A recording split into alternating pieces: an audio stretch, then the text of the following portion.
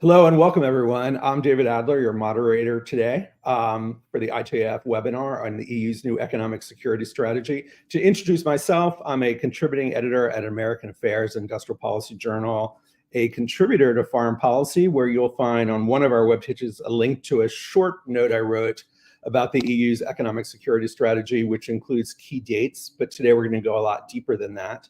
I also work in the closed-end fund industry, which is a permanent capital structure, but I'm not speaking today in that capacity. Today, to tell you more about the logistics of today's events, you can type in your questions via Slido throughout, and we'll take them towards the end of the presentation. The format today is we'll hear from our three expert speakers with some discussion amongst them, and then we will start turning towards audience questions. Also, I'd like to say that today's webinar follows a previous webinar we did on Japan's economic security strategy, which is worth mentioning for comparing and contrast about how the EU is tackling the issue. That webinar focused, rather than on a precise tool, some Japanese conceptualizations, including the idea that Japan should be both have strategic autonomy and strategic indispensability. It also focused on the reorganization of Japanese ministries, so there was always a Department of Economic Security, as well as Japanese corporations. Finally, it talked about how it's a politically galvanizing concept in Japan, which brings us actually to the EU's economic security strategy, which we'll hear more about today, where there are many more complexities in terms of the fact that the strategy needs to be rolled out between the member states and the European Commission, where there are different competencies, as it's known. Additionally, I really don't know how politically galvanizing the topic is, and perhaps we'll hear about that today as well. And also, there are forthcoming elections for the EU Parliament, which are not discussed that often in the US outside of specific circles. So that's interesting to hear about as well. One backdrop for today's webinar is Chinese overcapacity in manufacturing.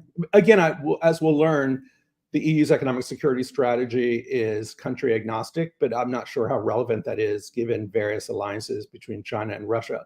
But in terms of Chinese overcapacity in manufacturing, it seems like the Chinese are doubling down on that strategy. The question in terms of economic security is, does economic security even address this issue as currently formulated, or is it being tackled elsewhere?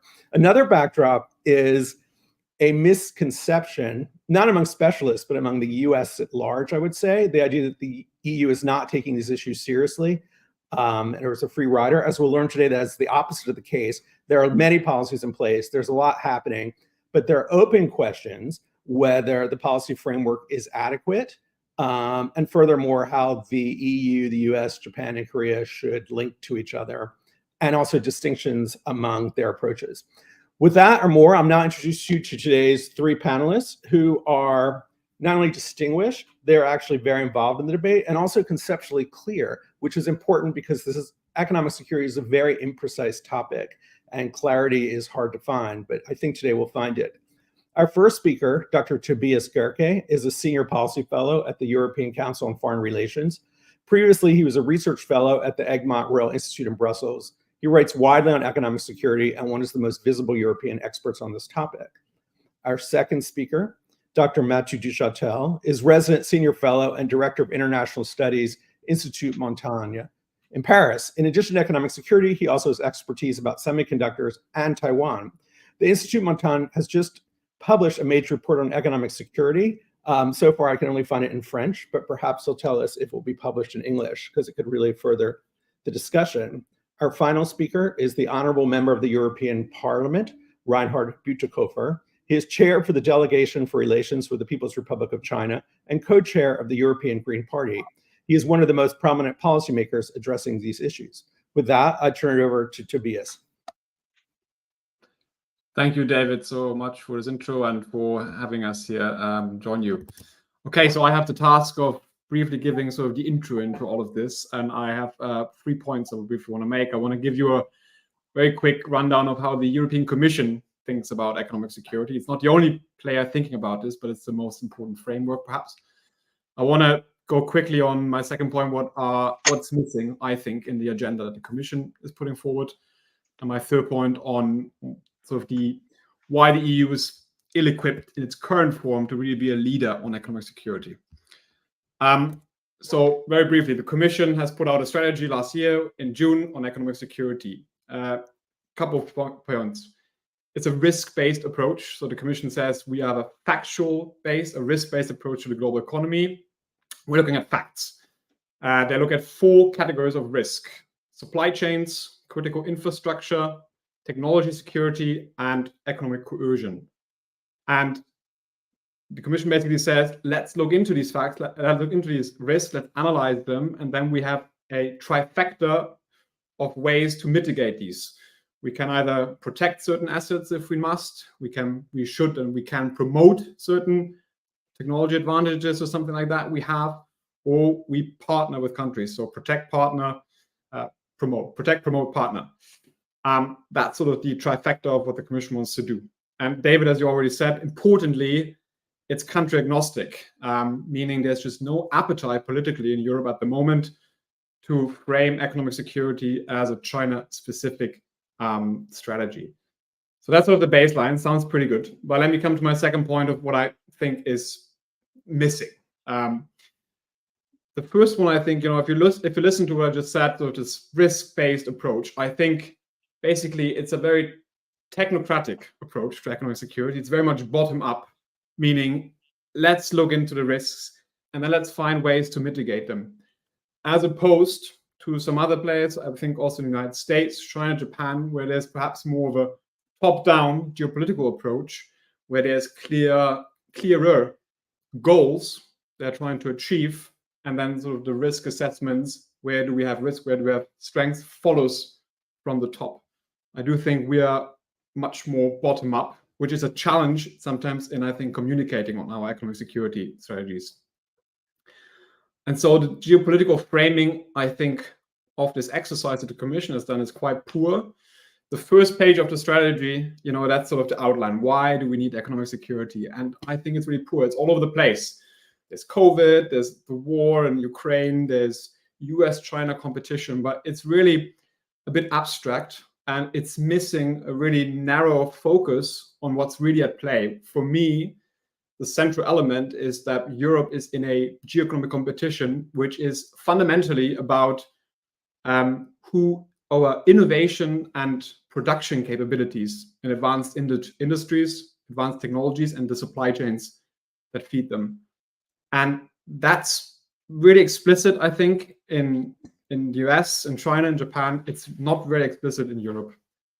And so that question of what does Europe want, what's the end goal of economic security, is unfortunately so far fairly missing. Analyzing risks is important, but it's not really a long-term viable strategy. And so I think the challenge for Europe will be going forward to really speak more politically about this all. What are our goals? Do we want to maintain a particular technological leadership position, for example, in a specific sub-technology? Do we set specific goals of what level of dependence is okay and what isn't? Do we set a specific goal of what level of economic engagement with a systemic rival, China, that is supporting Russia, is okay? There's a lot of big questions on the table that I think too often we're skirting. And so it brings me to my third point. Why do we not get to these points? Partly is because we are, unfortunately, so far not really set up to be a leader on these questions. David, you already mentioned the competency one. That's so the elephant in the room. Very basically speaking, trade portfolio lies in Brussels with the Commission. Foreign and security policy lies with member states. So in some of the instruments that Mathieu will speak about in a second, export controls, particularly FDI screening, you have an issue of who is really in charge, how do we cooperate? Even more importantly, perhaps, is finance. The fact that you don't have a strong financial capacity with the Commission in Brussels. So a lot of the economic security puzzles are around industrial policy. And the European Commission is writing a lot of industrial policy papers, but it doesn't have the money to finance them. So the financing is left to member states, which is ineffective. It leads to fragmentation and an ineffective player, basically. That's the one main shortcoming. The second main shortcoming is knowledge and resources. To be really an effective player in economic security, you need knowledge of the supply chains, the technology stacks. Where is European industry positioned in these supply chains? Where do we not only have risk, but also benefits? That requires a lot of resources. The Commission is very ill-equipped. There's a handful of people working on this. And while they're doing these kind of assessments, they're trying, it's unfortunately very poor. So they lack resources, and member states are not really supporting the Commission effectively here. The third limitation, I think, is structural. So the United States, I believe, basically has almost an unlimited financial capability. The US dollar means you can basically lend money without boundaries. China also, because of its structural financial imbalances, means there's so much excess capital that China can guide into certain industries and supply chains. That's a huge advantage that Europe doesn't have. Europe does not have that capacity, and so we are more limited.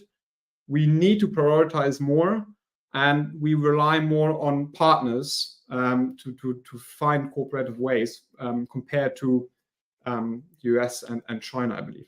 And the final limitation, and I'll end on that one, is I think in Europe the debate remains quite stuck on ideological lines.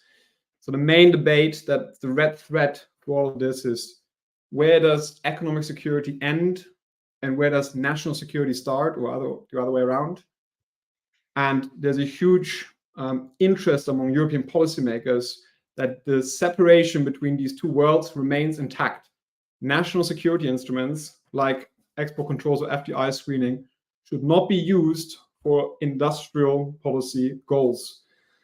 And that's debated basically every day, I think, in and out. Whereas in the United States, there's a much more of a overlap in these. And there's huge concern among European policymakers that we need to maintain this line. So we are quite consumed, I think, by these debates of where do we draw that line, and that also, I think, limits us in defining more active goals of where we want to be. Anyway, I leave it here. I do say one last sentence that it's a bit of a critical view I wanted to introduce. I do think there are also a couple of silver linings in all of this, but we do have still a discussion that we can look at that. Thanks, David.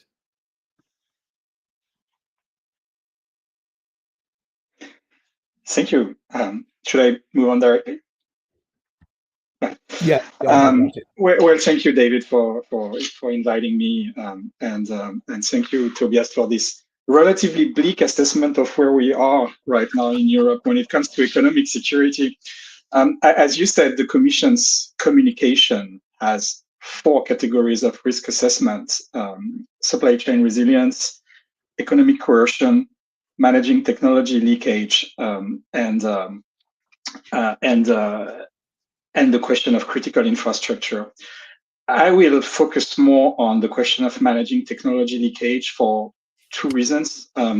First, because I think it's really the area through which the economic security discussion started in Europe, without at the time using the term economic security, but of the 4 areas, that's where the European Commission moved first. Around 2015, 2016, there was a major change of perception brought about by the question of Chinese investment into Europe, investment into critical infrastructure, and investment that led to access to dual-use technology. The 3 other issues came on the agenda later on. So I think it's interesting to focus on technology leakage because that's, of the 4 areas, maybe the one for which European instruments are the most mature, even though there are also problems. So also 3 points from my side. First, do we have issues currently with technology leakage in Europe? Of course, we do have issues when it comes to enforcing sanctions against Russia. And we do have issues that are, in fact, common to all advanced industrial countries managing technology transfers. These are issues of enforcement. There are questions of how to conduct due diligence for foreign direct investment, incoming one. We have issues of avoiding diversion for export control. And there is here a specific question for Europe, which is how to put in common our intelligence resources to be able to conduct controls that avoid diversions of licensed export control to military end users. And we also do have questions that are common to all industrial countries when it comes to updating our control lists. It's a major issue of keeping pace with civilian innovation that is relevant for commercial reasons, but that also has potential military end uses. And there have been issues in Europe as elsewhere, but some interesting recent examples. For example, there's been a very interesting case last year in France with a semiconductor company called OMIC, OMMIC, which was acquired by an individual that was leaking dual-use technology both to China and to Russia, which shows that even though our systems are in place, the question of avoiding diversion is always there. And it took an intervention by French security agencies to put an end to that constant transfer of dual-use technologies to end users in China and in Russia. I think Europe moved a lot in the past 5 years when it comes to managing technology transfers to China in particular. You mentioned, Tobias, that our systems are country agnostic, but I think the reasons why our system changed in the past 5 years was really in relation to being able to manage China's access to dual-use technologies in Europe. There are many examples to give. The ones that I found the most relevant are Italy's decision to block the acquisition of LPE, a semiconductor epitaxy company, in 2021. It's a very interesting case because most of those transactions, when they are screened, are not screened publicly, but this one was leaked to the public, so we know the background. We know that there was an end user that had connections to the Chinese military. And Europe has also moved on the question of managing intangible technology transfers that occur through education and research cooperation. I think the most relevant example recently, and there's been a piece recently in Politico, I think, is the case of IMEC in Belgium, the leading research institute for nanoelectronics, the one that is behind advanced lithography, et cetera, that is terminating most of its cooperation projects with China. So there is a new awareness in Europe, and there is a new emphasis on using our existing instruments to better enforce controls over technology transfers. So my second point is that we have a toolbox in place, but this toolbox has some loopholes, which I think experts and decision makers are aware of. For the three main instruments that I'm going to touch upon briefly, all face a question of how much Europeanization we want for them. I think everyone has to keep in mind that for investment screening, for export control, for managing research and education cooperation, member states are sovereign in those areas. The Commission creates best practices, consensus, moves the agenda forward, but in the end, blocking an investment, denying an export license, or putting additional controls on a research institute is a decision by one of the 27 member states.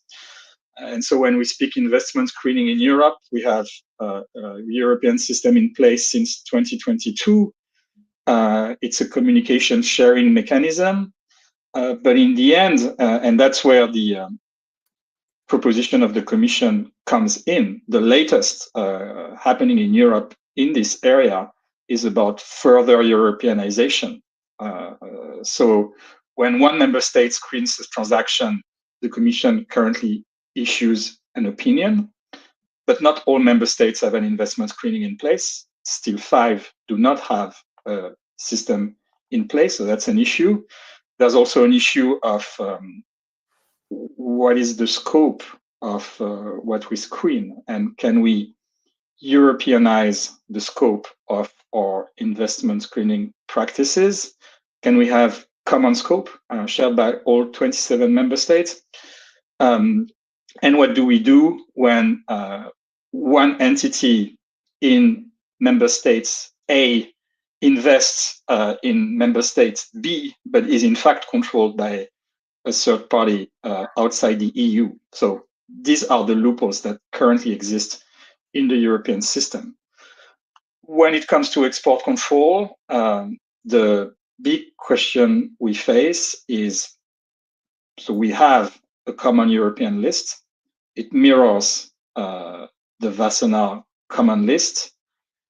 But when member states go further, because they have a technology that is only in the member states, and the best recent example is lithography in the Netherlands, and wants to update the common European control list, now they can do it, but it's a complicated process. So how can we ensure that member states of the European Union can do better and faster in updating the common control list of the European Union?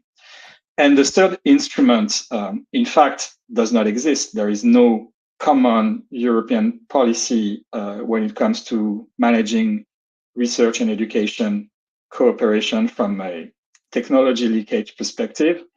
That's an issue that the European Commission is taking on, but the way it's taking on this issue is by pushing member states to establish their own system and to raise the issue higher on the political agenda. So that's what's coming for the next coming years.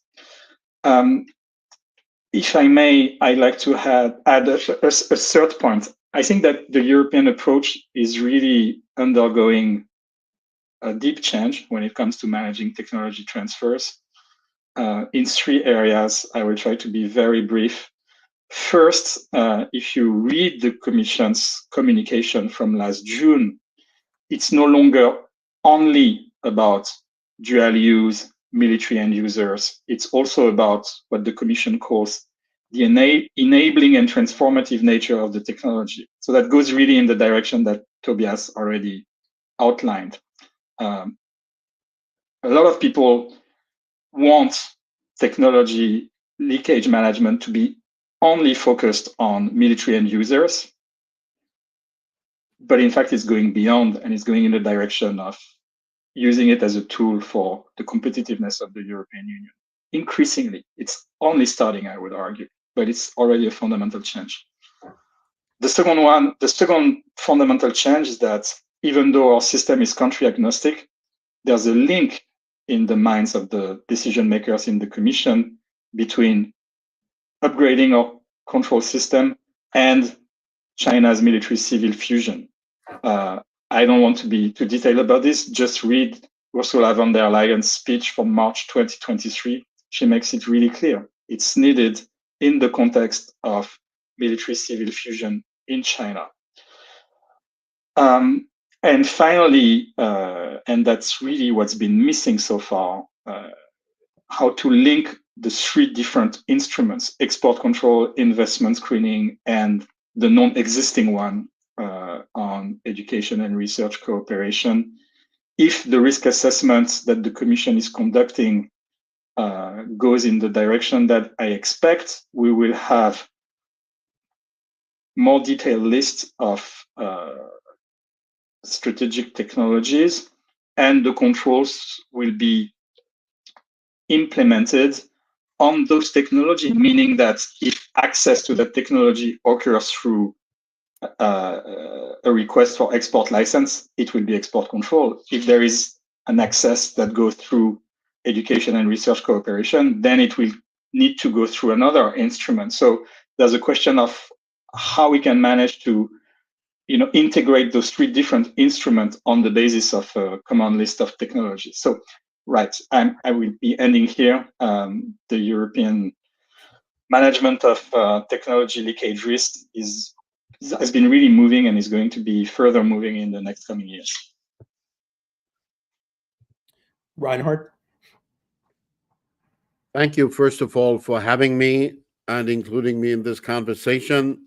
As Tobias started with some bleak remarks, maybe I should start with some boastful remarks. I would indeed say that if you look at the year 2016 as the watershed year where we began understanding that there was a need to look into economic security even before we adopted the term, then I would say indeed in the years since we have come quite some way. And I would say on these issues, Europe, on these economic security issues, and I'm fully aware of all the difficulties that we're going to encounter, but we are more united today than we have ever been in the last 20 years. And for instance, looking at some trade defense instruments that have been put into place 10 years ago, the German Chancellery would block IPI, the International Procurement Instrument, just for the sake of a holy free trade principle that they tried to uphold. And it has been overcome, and similarly on other issues. So, and I would also boastfully say that it has been the European Union, after all, that has come up with a meaningful framework for the conversation, the de-risking paradigm, the de-risking speech that von der Leyen gave was really, I would say, a breakthrough, not just for the European conversation, also for our G7 partners, for instance, because it overcame that stale decoupling idiocy that had been propagated without ever being taken seriously by economic actors. I think in that regard, the EU has contributed relevantly and meaningfully, just also beyond its own borders. Still, I would say that the economic security debate that we're having at the moment is very much open-ended. And 5 years from now, we might look back and say that we failed. I would not exclude that, but I see some developments that I would count on as supporting an earnest conversation. For instance, the highly subsidized overcapacities that China is going to try pushing into our European markets will give a boost to the economic security conversation, I would expect. Similarly, the fact that whatever president will be elected in the US come November, the pressure on Europe to line up to some degree with American measures will increase, not cease to exist. And I believe that there is also going to be an increasing Chinese interference that might provide us with some useful backlash. They have helped us in many ways in the past by their interference to come up with more broadly supported economic security policies. I would say that the weakness, if I got it right, Tobias, that you described with this so-called risk-based approach in the European case is not a weakness. I would say it's a necessity because of the institutional starting points that we cannot ignore. Economic security is a member state's remit. We don't have the European competency to rule that. So unless we can find agreement with 27 member states, nothing gonna happen.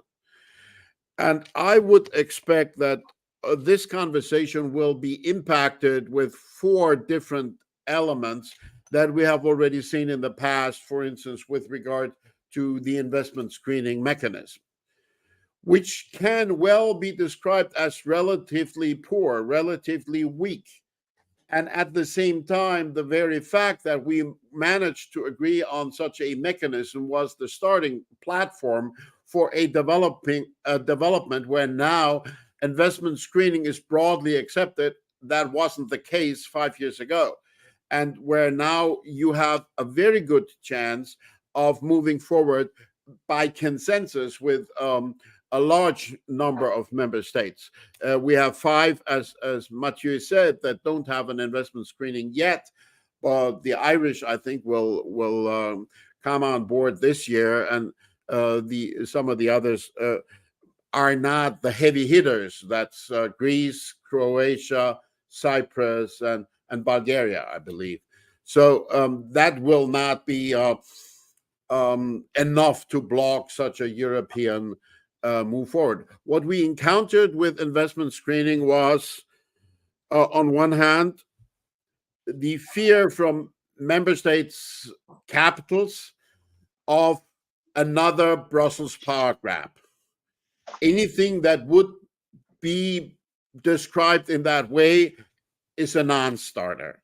And I think that is a reality that we cannot overcome by saying, well, but it's for a good purpose. Second, we needed to accommodate those countries that are more engaged with free trade philosophies like the Swedish or the Finnish or the Danish or the Germans, and would react very sensitively against any accusation of protectionism. Third, there was, of course, the interference from the Chinese side. The Chinese side used to they tried to utilize the relations they had with different actors. At the time, Italy was a suspect, to hamper our ability to agree. I think all of that will come back, including the issue that was raised already by my colleagues of what is industrial policy and what is economic security or national security. I think there is no clear dividing line between the two. This is very dynamic, and I think that's not even a weakness. I think that's just how it is. I believe the weaknesses that I see are on a different level than what my colleague said. I see a weakness in the fact that there is kind of a political hole at the center of Europe with regard to these economic security conversations. Basically, Germany presently cannot make up its mind whether it wants to go for economic security or whether maybe they would rather listen to the advice of Li Qiang, who said, leave it to the companies. Li Qiang, last year when he visited Berlin, he said, don't politicize economic security. Quite a funny sentence from a CCP functionary. Don't politicize economic security, leave it to the companies. And some, including the chancellor, have echoed that. And some of the MNCs from Germany are echoing that. I think that's a real issue. Can we transform the German conversation? Second, the Commission is very weak as regards soliciting public support for driving communication strategies. Who are the possible supporting communities or the supporting constituencies? I would, for instance, expect that the trade unions could become a supporting constituency for an economic security strategy, but it's rarely ever mentioned in that context. I would also see some other issues that would have to be tackled. 2 remarks to end. I am not in favor of pursuing the goal of strategic autonomy. I have opposed that when it was national security paradigm peddled by many in the European Parliament and many from the member states. And I would also oppose that with regard to economic security. I believe we would hamper our ability to really pursue a successful economic security strategy if we insisted on strategic autonomy, because beyond playing defense, and so far we have mostly discussed about playing defense in order to attain more economic security, we also need to play offense. We need to team up with resource-rich countries in the global south, for instance, in order to create supply chains that are not fully dependent on China as regards rare earth and other stuff. We also need to partner with countries like Japan, Australia, South Korea, and others. I think under the concept of strategic autonomy, we're losing sight of that necessary goal. And finally, I do agree with, I think Mathieu said it, there is no unitary financing tool to promote the European and integrated European economic security strategy. And I believe one of the tasks of the next 5 years, hopefully the next 2 years, would be to come up with an iteration of the approach that the European Union chose to deal with the economic fallout of the pandemic. A tool, a financing tool that is mutually supported and financed through mutual debt in order to keep the European perspective integrated. If we allow member states to do their own thing, and I see a strong tendency under the paradigm of economic security for individual member states to go their own way, I think that will rupture the cohesion that we need in the internal market, and that will minimize economic security.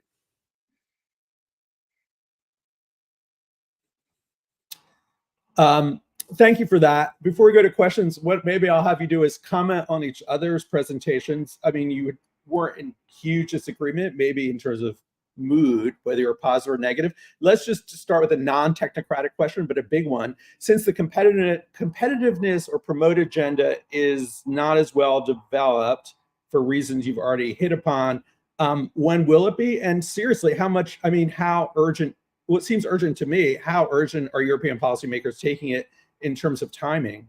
How much longer can you sort of not address it? Well, Tobias, you want to take an order? Tobias? European Parliament, I would say yesterday. But for the next half year or so, we're not going to be an actor, because we're now finalizing the last files that we still have on our hands, and will not be able to start new work until after the election and after all the division of the posts between the different political families. So I fear that the European Parliament, that would be an actor that pushes hard forward, may lack the opportunity for doing that. And that is why I think that in that period of time, it would be very important that civil society, in particular think tank and academia, would come forward playing that role. I think my colleagues alluded to a key question, which is a key debate in Europe and a key specificity of Europe, which is the common market and the competition law of the European Union, which is there to prevent state aid. When you think of an offensive agenda, a promotion agenda for European industry and competitiveness, I think the big question is, how do you do that without completely killing the common market? And that's why the debate in Europe is very much ideologized when it comes to economic security, because the reaction of many, without going too much into the details, is if you do that, you destroy the main source of European prosperity, which is the common market. And so far, and I think it's the realistic way forward, the only way that we have come with to enable the European Union to really conduct an industrial policy is to go through specific exemption to European competition law. And that's, for example, the European Chips Act, which basically allows member states to provide state aid for specific industrial projects, which have to be approved by the Commission, by the way. So that's an exemption to the competition law of the European Union, but that's financed by member states, not by the European Commission. And I think that going forward, if we want to,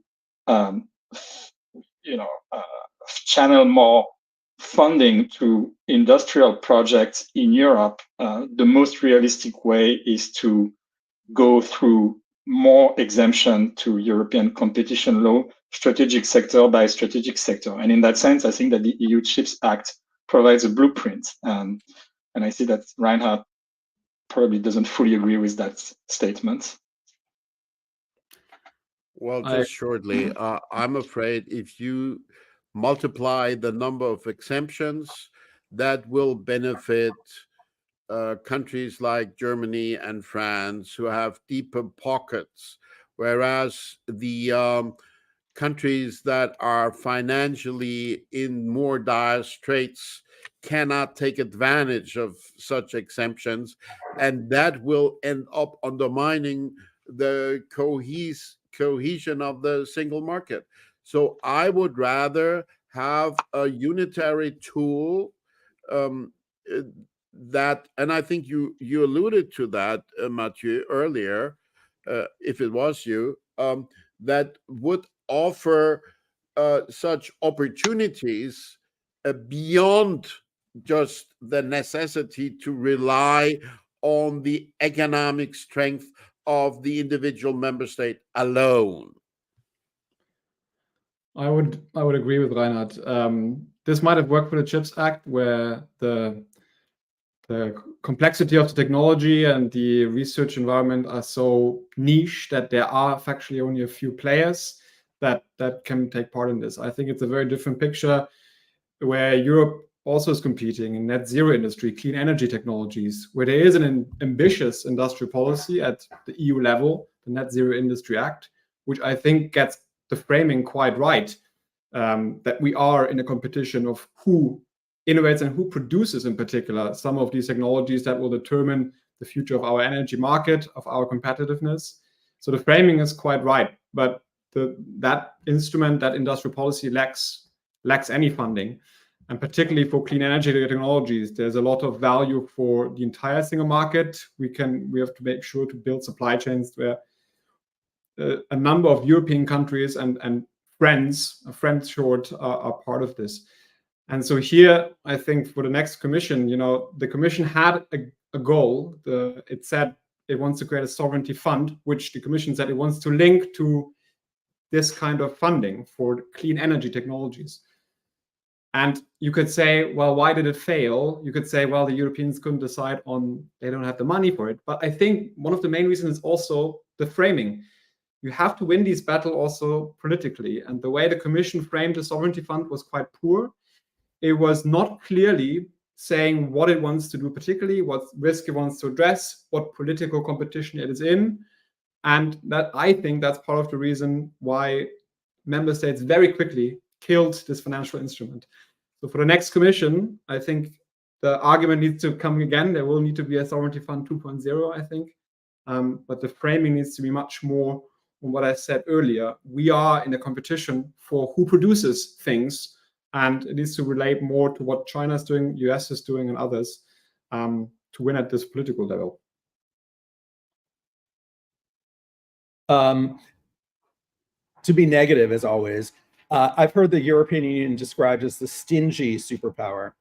The question is, you've talked about the need for political galvanization to move this forward. In addition to what Reinhard said, are there other methods of creating support for the issues you've raised? Meaning, we'll ask specifically, are the EU elections upcoming for Parliament going to touch upon this? And also, I'll just talk about the United States for a second.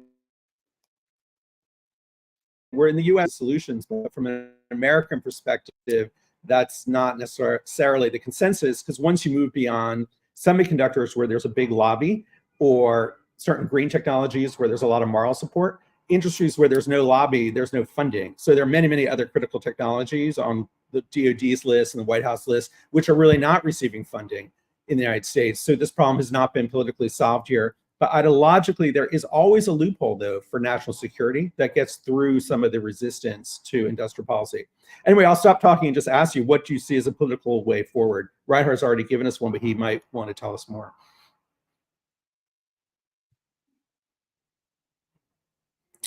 Or Tobias, or... Well, first of all, I think, to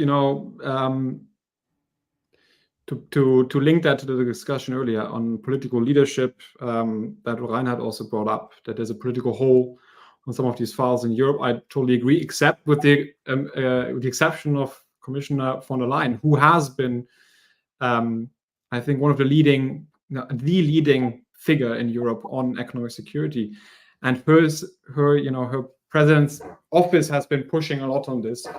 But there's sometimes maybe a confusion of what, von der Leyen gives great speeches. I think she frames the debate quite well, but that does not necessarily represent, I think, the views of Europe. And so, however, the fact that she is running again and seems to be likely to be a president of the Commission again, I think bodes well. She's already indicated 2 priorities for her next Commission, which will be security defense, and competitiveness. And in between these 2 will be economic security. So I would expect there's now a little bit, as Reinhard said, for the next months, it's sort of standstill because of the election cycle. But if the von der Leyen Commission gets a second term, I would expect her to continue this leadership. And that's also quite a silver lining, I think. The Commission has some great ideas on the table. And so there will be more opportunities to tap into cooperation also with the United States that von der Leyen personally has pushed quite a lot. Would also be in favor of looking at what the private sector can contribute to this conversation. Oftentimes, the private sector just sits back and asks politicians to present them with solutions, ignoring the fact that these issues cannot be just tackled by the political sector on its own. It has to be a co-production of a new policy. But when you look more closely, you see that the private sector is not at all unanimous on these issues. You ask the CEO of BASF or the CEO of Siemens or the CEO of Mercedes, and the one thing they hate best is the economic security strategy even being debated, because these guys have put so many eggs into the Chinese basket that they're afraid of angering China and put a lot of pressure on ignoring these conversations. Whereas if you look at small and medium-sized enterprises, you have a very different mood. And associations like BDI or the Machine Tool Industry Association, VDMA, and others have been expressing that. So I think if the Commission wants to get support from the private sector and input from the private sector, they have to create fora where the private sector, in particular SME, can express their own expectations as regards economic security. And that's certainly not the same as between the supply chain of Volkswagen on one hand and Volkswagen on the other. There might be even antagonistic expectations. And I think we should realize this vast divergence within the private sector and make sure that the public conversation is not dominated by the biggest players against whom very few dare say a word. Yeah, we have many exchanges with the private sector. My institute on economic security questions. I think the issues that come up the most are first, how to deal with their own question of supply chain resilience. And here we have a diversity of responses. As Reinhard says, some of the companies, when they think of geopolitical risk related to China that could have an impact on their supply chain, think that localizing more in China is the answer, but diversification is also an answer for some of them. So you do have the emergence of China plus one thinking in some of the European companies, but it's not overwhelming. It's not mainstream. It's not a majority. I think it's close to a third, according to the data released by the EU Chamber of Commerce in China. Then the second issue that comes a lot when you engage with companies on question of economic security is, okay, all those four issues, the question of industrial policy, it's very important, but our experience shows that the key question that is not addressed by the European Union is the use of extraterritorial legislation. And that should be part of the economic security discussion in Europe. And that's very strong in the context of Europe, this focus of companies on extraterritorial legislation as a major vulnerability for them. Can I maybe add to this that I agree there's a couple of files perhaps outside of the current framework on economic security, which I think extraterritoriality is one issue. The fact that sanctions are completely out of it is, I think, also a question mark. There's a lot of good cooperation in this field, and it's also a potential field. But yeah, I think the urgency, one of the issues is perhaps that there are really some urgent issues on the table that we have. I think, we described that the EU has done a lot on identifying risks. There has been a lot, but there's some really urgent ones. Reinhard mentioned that the overcapacities of Chinese production, I think, will really fuel up this debate. And there's a real question if our economic security conception as I have it now is sufficient to really deal with this. On electric vehicles, the main tool so far remains the trade investigation, the potential tariffs on Chinese electric vehicles. That will almost certainly not be enough to really stop the imports of Chinese cars that sell at a huge cost margin in Europe. And so connecting that to other files, the national security file, like the United States is looking into, where the connected devices are national security risk, connecting these things together is, I think, the future. And that's quite difficult in the European debate to bring the trade file, the national security file, and the climate file together. Now that's very hard. I don't want to say, why don't we just do it? But the urgency of doing that is now increasing quite rapidly, particularly from the Chinese, but also I think the pressure from the United States to just be a mover in these.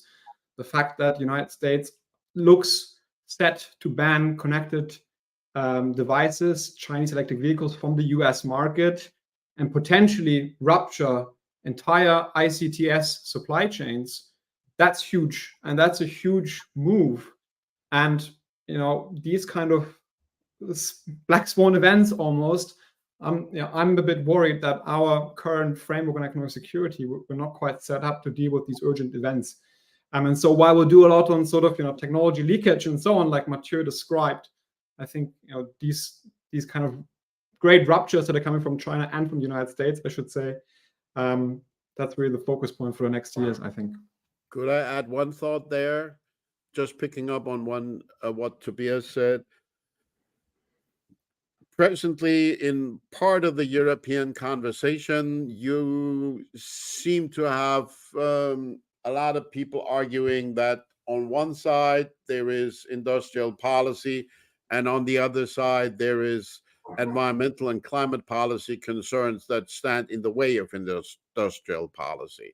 But when you look at how the Japanese tackle these issues, they have used sustainability standards as a tool to promote economic security. And maybe that could help also forging new alliances in the political context. Just to add, again, the U.S. perspective, actually mine, I can't obviously speak for the country. It's that even subsidies for EVs under the IRA are still only about $7,500 per vehicle, which really may not be enough to address the price differential with Chinese EVs without tariffs. So building what Reinhard said, is that a political way forward? Building in green. Remember, it's quite a divisive topic in the United States, actually, ultimately. You know, it's linked to the Democratic Party, and it is divisive here, the more than one might think, but maybe that's less true in the EU. But is that a political way forward to push this through?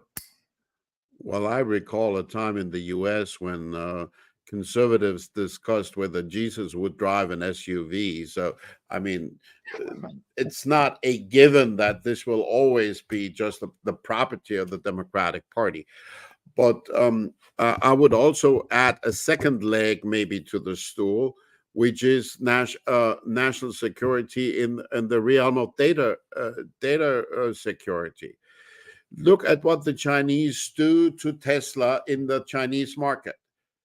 How many restrictions there are where Tesla cars can't drive under the explanation of national security, because these cars, these EVs, act like a vacuum cleaner for data. Now, the Chinese want to export their EVs to our market. Shouldn't we be at least as conscious of the inherent risk as the dictatorship is? So maybe that's another element where that could play a role. Well, we have only 3 minutes left. So maybe I'll ask you to give each of yours closing remarks. But again, my underlying question is every point you've raised is solid. There is a question of urgency, and I guess an underlying concern is when. You've already addressed it, but seriously, how long till the conceptualization of economic security is broadened along the ways you mentioned to include a pan-European financing tool, ideas of industrial policy, et cetera? How long? But you can say we're happy where we are now. So we do it in order of original speaker. Tobias, closing comments and thoughts? Okay, let me find a more positive silver lining then, because I've been more critical perhaps. But I think, the future will be, I think, much more determined on the economic security front, on industrial policy. I think our goal for Europe will be to have an international dimension of industrial policy. I think that's the key for the next years. How do we make sure we maintain access to the US market? And how do we do deals along the supply chain? We are working on a critical raw material supply chain deal. That's a great start. I think there will be more of this in the future. A batteries deal and an EV deal where we set common rules and access to our markets and subsidies. I think that's a positive future that goes away a little bit from the restrictive side on export controls, where I think we are more of a taker in Europe, and more to the promotive side, where we have, I think, very strong interests also to maintain a strong relationship with the United States. I'd say that it will be easier to make faster progress on the defensive agenda. And in the next 2 years, Europe hopefully will finalize its toolbox of defensive measures. When it comes to the promote agenda, I think to me, one of the key factors will be whether some of the projects that are going on related to industrial policy instruments for the semiconductor industry, but also for the battery industry. The battery industry is actually one of the most interesting stories linking the greening of our industry to this economic security discussion. There are now about 8 projects across the European Union. If we have something to show for in the next after 3 years, I think this will, help the discussion move forward further. I would emphasize the need to build a bridge between the promote and the partner elements of the economic security strategy. So, for instance, regarding rare earth, where we're 98% dependent on Chinese processing, if we can utilize Global Gateway Initiative to form partnerships with resource-rich countries around Africa, for instance, Namibia could be an example, to become less dependent on Chinese supply and give those countries a leg up industrially by offering them to help build a processing industry. That would help the promote and the partner dimension of the strategy. Perfect. Thank you for that. I'd like to thank our expert presenters for, I believe, moving the conversation forward and offering a roadmap for the future. I'd like to also thank at ITIF, Lauren Comito and Rob Atkinson. And I'd like to thank our audience for joining us today. Thank you very much.